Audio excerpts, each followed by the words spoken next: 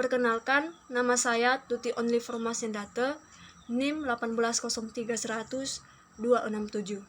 Pada video kali ini, saya akan mempresentasikan hasil penyusunan proposal skripsi yang telah saya susun dengan judul Hubungan Kecepatan dan Kelincahan terhadap Permainan Tradisional Gobak Sodor pada Pendidikan Jasmani. Yang menjadi latar belakang masalah pada penelitian ini adalah pendidikan jasmani dan olahraga merupakan bagian dari permainan tradisional. Permainan tradisional, khususnya pada permainan gobak sodor, merupakan memiliki hubungan kecepatan dan kelincahan. Identifikasi masalah pada penelitian ini adalah yang pertama, tersisihnya permainan tradisional dan tergusurnya oleh permainan modern. Kedua, tujuan kecepatan dan kelincahan terhadap permainan tradisional gobak sodor pada pembelajaran pendidikan jasmani. Dua, belum diketahuinya tujuan kecepatan dan kelincahan terhadap permainan tradisional gobak sodor pada pendidikan jasmani. Yang keempat, menganalisa permainan tradisional pendidikan jasmani, kecepatan, dan kelincahan. Upaya dalam melakukan pemecahan masalah melalui penelitian ini, maka peneliti melakukan cakupan masalah agar dapat mengkaji hubungan pada satu masalah, yaitu tentang hubungan kecepatan dan kelincahan terhadap permainan tradisional gobak sodor pada pembelajaran pendidikan jasmani. Berdasarkan latar belakang dan identifikasi masalah dan cakupan masalah yang telah saya uraikan di atas, maka dapat dirumuskan perumusan masalah dalam penelitian ini, yaitu bagaimana hubungan kecepatan dan kelincahan terhadap permainan tradisional gobak sodor pada pembelajaran pendidikan jasmani. Penelitian ini bertujuan untuk mengetahui hubungan kecepatan dan kelincahan terhadap permainan tradisional gobak sodor pada pembelajaran penjas. Manfaat penelitian ini, penulis memberikan manfaat secara teoritis dan secara praktis. Secara teoritis, yaitu sebagai sumber ilmu pengetahuan dalam meningkatkan proses pembelajaran dalam pendidikan jasmani, olahraga, dan kesehatan, khususnya pada permainan tradisional guna meningkatkan kesegaran jasmani. Manfaat praktisnya bagi siswa, guru, dan peneliti dapat mengetahui dan memahami hubungan pentingnya kesegaran jasmani sehingga mampu mendorong siswa untuk melakukan aktivitas-aktivitas yang dapat membawa pada kualitas yang lebih baik dan memberikan informasi kepada guru tentang keadaan tingkat kesegaran jasmani siswa. Yang kedua, bab 2 yaitu kerangka teoritis. Yang pertama, tentang pendidikan jasmani dan olahraga. Pendidikan jasmani merupakan bagian dari pendidikan menyeluruh dan sekaligus memiliki potensi yang strategis untuk mendidik menurut Adeng Suherman. Sedangkan menurut Abdul Qadir Ateng, pendidikan jasmani merupakan usaha yang bertujuan untuk mengembangkan kawasan organik, neurotik, muskuler, intelektual, dan sosial. Dari beberapa pengertian di atas, penulis menyimpulkan bahwa pendidikan jasmani adalah usaha pendidikan dengan menggunakan fasilitas-fasilitas otot besar yang dijadikan sebagai media untuk mencapai perkembangan individu secara menyeluruh, yang merupakan bagian integral dari proses pendidikan keseluruhan. Tujuan dari pendidikan jasmani yaitu ingin dicapai melalui pendidikan jasmani mencakup pengembangan individu secara menyeluruh. Artinya, cakupan pendidikan jasmani tidak hanya pada aspek mental, emosional, sosial, dan spiritual. Karena tujuan pendidikan jasmani bersifat menyeluruh, maka tidak jarang kita menemukan rumusan tujuan pendidikan jasmani yang penuturannya dan pengklarifikasiannya beraneka ragam. Menurut Adeng Suherman, mengatakan secara umum tujuan pendidikan jasmani dapat diklarifikasi ke dalam 4 kategori, yaitu yang pertama, perkembangan fisik, kedua, perkembangan gerak, ketiga perkembangan mental, dan keempat perkembangan sosial. Berdasarkan beberapa pendapat tentang tujuan pendidikan jasmani, olahraga, dan kesehatan, maka dapat disimpulkan bahwa tujuan pendidikan jasmani, olahraga, dan kesehatan dapat digolongkan ke 4 aspek, yaitu aspek fisik, aspek psikomotorik, aspek kognitif, dan aspek afektif. Salah satu komponen utama dalam pembelajaran pendidikan jasmani adalah perkembangan gerak siswa yang cenderung aktif dan menyenangkan dalam pembelajaran. Yang kedua yaitu tentang hakikat kecepatan.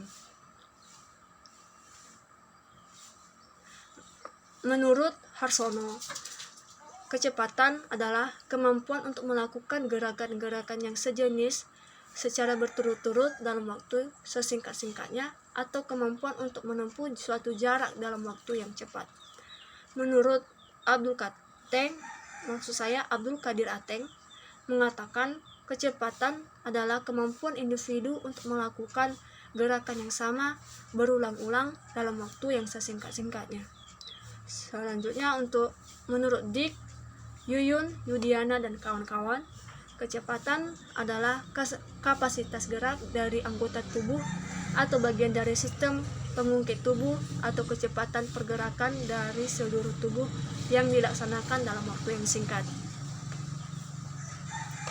Berdasarkan pada beberapa pengertian tentang kecepatan yang disampaikan oleh para ahli di atas, maka penulis menyimpulkan bahwa kecepatan merupakan suatu komponen kondisi fisik yang dibutuhkan untuk melakukan gerakan secara berturut-turut atau memindahkan tubuh dari posisi tertentu ke posisi yang lain pada jarak tertentu pada waktu yang sesingkat-singkatnya. Berorientasi pada pengertian kecepatan dan penerapannya dalam permainan tradisional, khususnya permainan gobak sodor yang menjadi judul saya, unsur kecepatan merupakan salah satu unsur yang penting dalam mencapai hasil optimal. Implikasi kecepatan berupa kecepatan reaksi, sedangkan kecepatan gerak adalah kecepatan anggota tubuh secara keseluruhan dalam menempuh jarak tertentu seperti lari. Yang ketiga yaitu hakikat tentang kelincahan. Menurut Deddy Sumaryosono, kelincahan adalah kemampuan seseorang untuk berlari cepat dengan mengubah arahnya. Menurut Muhammad Sujoto, kelincahan adalah kemampuan seseorang dalam mengubah arah dalam posisi di arena tertentu. Menurut Toho Cholik Mutohir dan Ali Maksum, kelincahan adalah kemampuan tubuh atau bagian tubuh untuk mengubah arah gerakan secara mendadak dalam kecepatan yang tinggi. Jika dilihat dari pendapat di atas, bahwa penulis menyimpulkan bahwa kelincahan adalah kemampuan seseorang dalam merubah arah dan posisi tubuhnya dengan cepat dan tepat pada waktu bergerak, sesuai dengan situasi dan kondisi yang dihadapkan di lapangan tertentu tanpa kehilangan keseimbangan tubuh. Dan keempat, kerangka teoris yang keempat tentang hakikat pengertian gobak sodor. Permainan gobak sodor terdiri dari 2 grup, yaitu grup jaga dan lawan. Di setiap grup jaga membuat penjagaan berlapis dengan cara berbaris ke belakang sambil merentangkan tangan supaya tidak dilalui lawan. Satu orang penjaga lagi bertugas di garis tengah yang bergerak lurus dan penjaga lainnya, menurut Husna 2009. Manfaat permainan gobak sodor ini, permainan tradisional gobak sodor ini memiliki manfaat baik secara fisik, yaitu melatih kelincahan gerak tubuh, melatih kecepatan, mengasah kemampuan dalam mencari strategi yang tepat, mengembangkan keterampilan gerak dasar berlari dan berekreasi, melatih kerjasama dalam sebuah tim, meningkatkan kemampuan dan ketangkasan, menanamkan sportivitas serta kesadaran hidup sehat.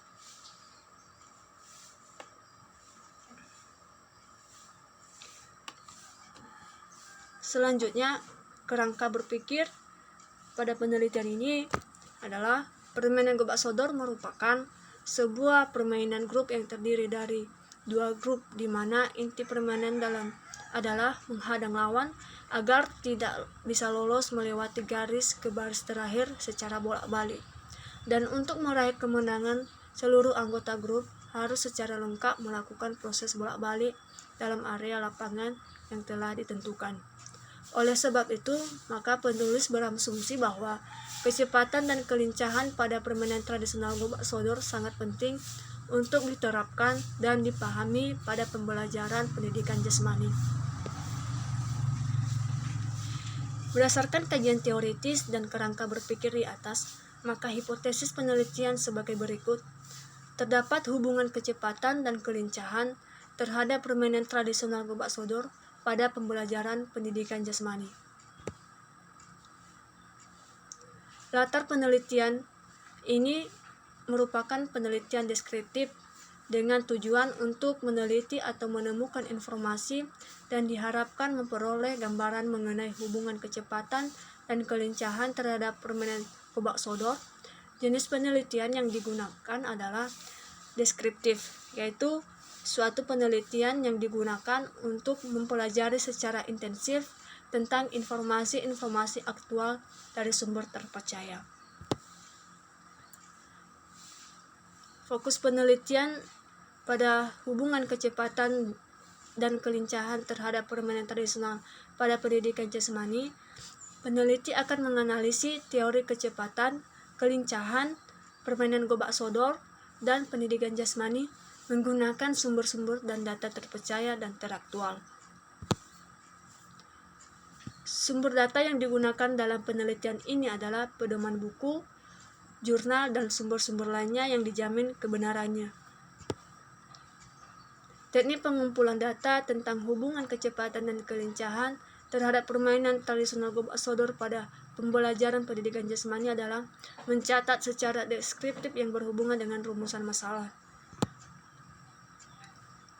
Uji keabsahan data yang digunakan yaitu credibility, yaitu membuktikan data yang berhasil dikumpulkan sesuai dengan sebenarnya.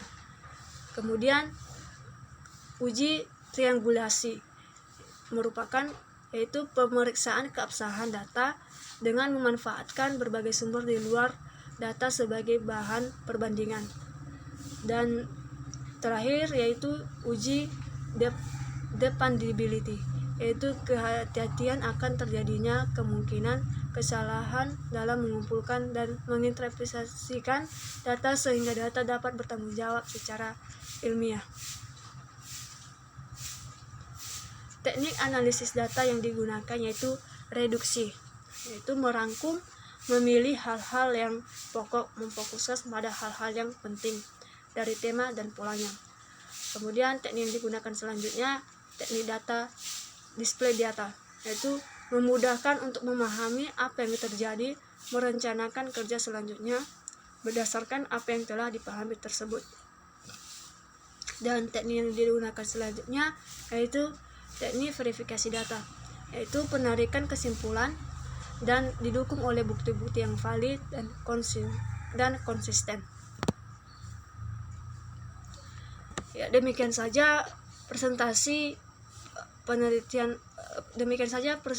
yang telah saya sampaikan dari hasil penyusunan proposal penelitian yang telah saya paparkan. Kurang lebihnya saya mohon maaf. Salam olahraga.